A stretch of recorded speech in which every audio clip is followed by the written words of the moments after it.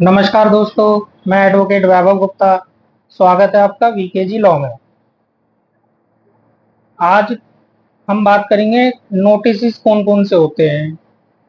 एक unsecured loan में जब लोन डिफॉल्ट हो जाता है तो बैंक या एनबीएफसी कौन कौन सी किस किस तरह के कितने प्रकार के नोटिस भेजती है।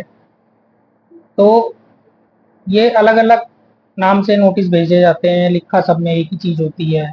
जैसे रिकॉल नोटिस हो गया, डिमांड नोटिस हो गया, ठीक है ना, आउटस्टैंडिंग नोटिस हो गया। तो ये एक प्रोसीजर है इन लोगों का। तो अलग अलग टाइम पे ये अलग अलग नोटिस भेजते हैं। अब अगर आपने कोई चेक इशू कर रखा है तो चेक बाउंस करा के वो चेक बाउंस का नोटिस भेजते हैं, सेक्शन 138 का। आर्बिट्रेशन का नोटिस भेजते हैं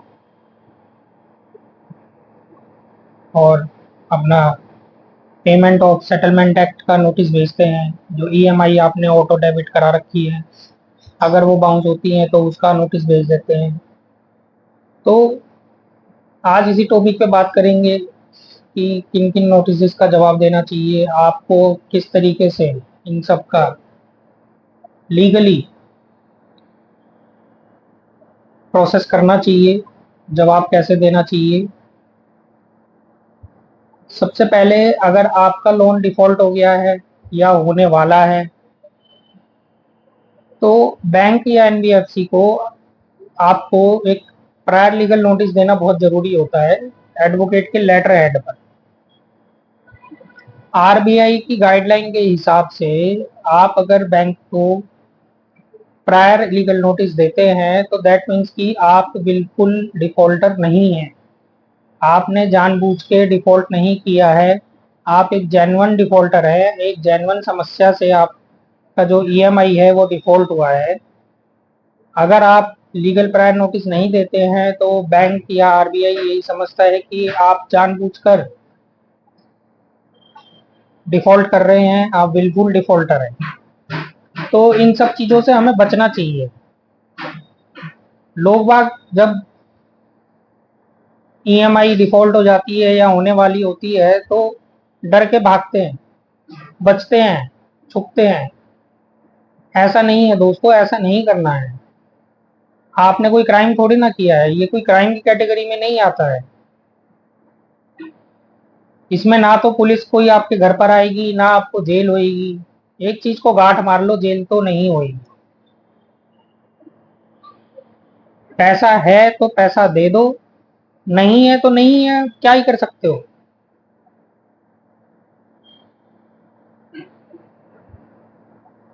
मैंने बिजनेस चालू करा था, नहीं चला, डूब गया, खर्च हो गए, पैसे खत्म हो गए।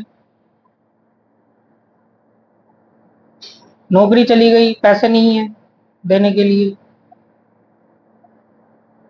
पुलिस का काम थोड़ी ना आपसे लोन की रिकवरी करने का। ये थर्ड पार्टी एजेंट्स जो आपको कॉल करते हैं, हरास करते हैं उल्टा सीधा, मतलब 99.9% झूठ के अलावा कुछ नहीं बोलते ये लोग। आपको कहेंगे कि आज रात 12 बजे आपका अकाउंट एनपीए हो जाएगा, आपको पुलिस पकड़ के ले जाएगी, आधे घंटे में पैसे दे दीजिए, एक ईएमआई पे कर दीजिए, दो ईएमआई पे कर दीजिए।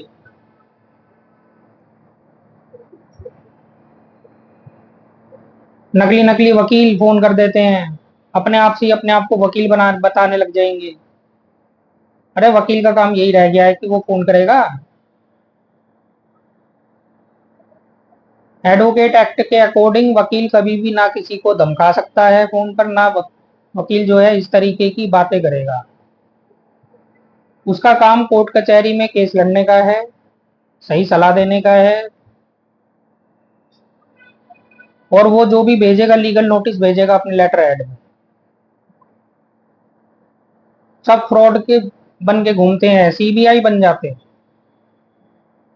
कि हम सीबीआई से बोल रहे हैं। इनको एक पैसा मत देना दोस्तों। अगर 3 ईएमआई 3 महीने की ईएमआई मिस हो गई है, आपका अकाउंट एनपीए हो गया है, तब तो एक पैसा देने की जरूरत नहीं है इन लोगों को।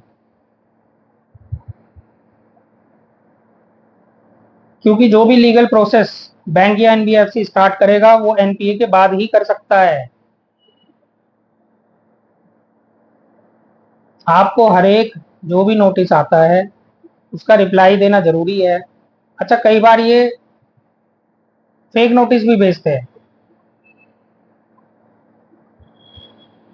आजकल तो बहुत सारे एआई टूल्स हैं, वहां से डाउनलोड कर लेंगे, नोटिस बना लेते हैं, भेज देते हैं, जिनकी कोई ऑथेंटिकेशन नहीं होती है। और ये सब काम थर्ड पार्टी जो रिकवरी एजेंट्स हैं यही सब करते हैं।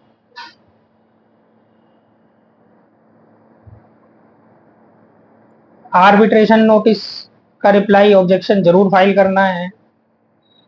अगर आर्बिट्रेशन का नोटिस आता है आपके पास तो उसमें ऑब्जेक्शन जरूर फाइल करना है, उसको इग्नोर नहीं करना है।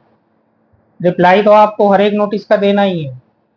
सबसे पहला काम आपका यही रहेगा कि आप जो है प्रायर लीगल नोटिस दें वकील के लेटर हेड पे।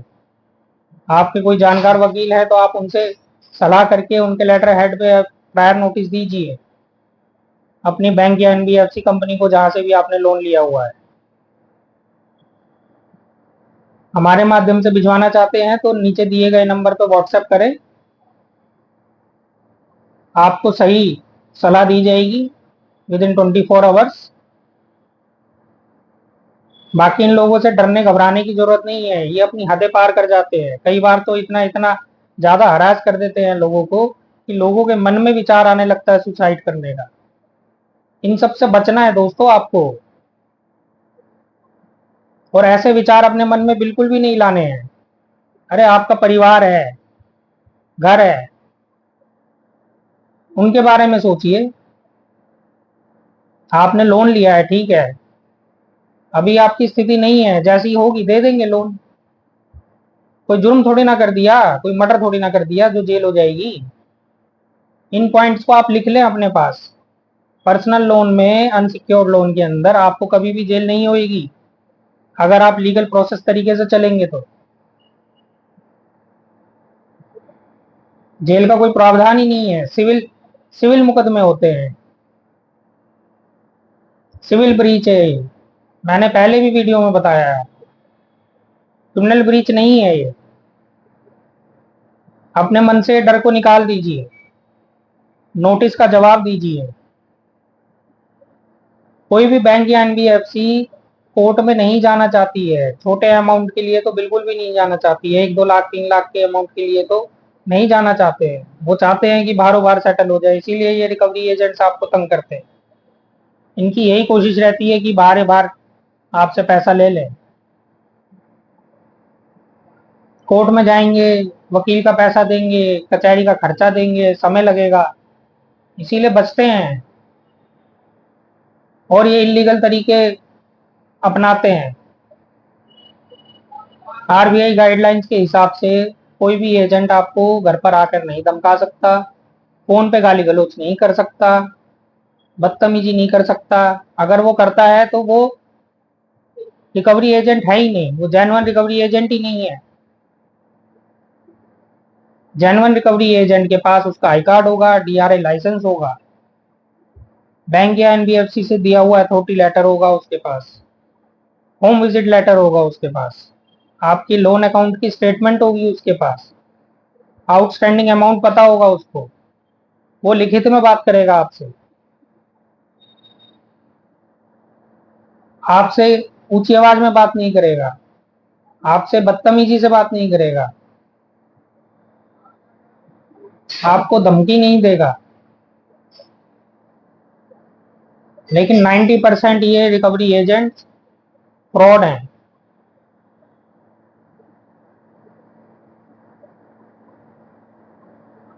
तो उम्मीद करता हूं आपको समझ आया होगा कि आपको हर एक नोटिस का जवाब देना जरूरी है। सबसे पहले अगर आपने अभी तक लीगल प्रायर नोटिस नहीं दिया है तो बैंक को इन्फॉर्मेशन दीजिए, एनबीएफसी को इन्फॉर्मेशन दीजिए। आपने चाहे 1 लोन चल रहा है या 5 लोन चल रहे हैं या 25 लोन चल रहे हैं, सबको आपको इन्फॉर्मेशन देना जरूरी है। उससे कल को अगर कोई बैंक लीगल एक्शन लेता है तो उससे आप ही को ही फायदा होगा केस के अंदर।